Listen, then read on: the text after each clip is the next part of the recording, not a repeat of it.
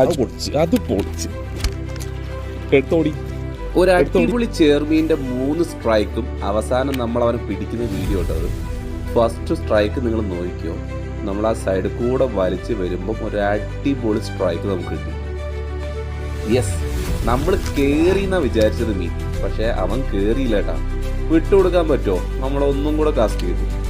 വീണ്ടും അതേ സ്ഥലത്ത് കുറച്ച് അങ്ങോട്ട് മാറിക്കഴിഞ്ഞപ്പോൾ അവൻ്റെ സ്ട്രൈക്ക് വീണ്ടും കിട്ടി.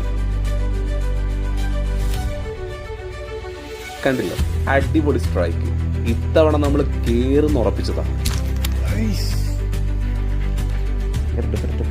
പക്ഷെ കിട്ടിയില്ല. നമ്മളവനെ പൊക്കും.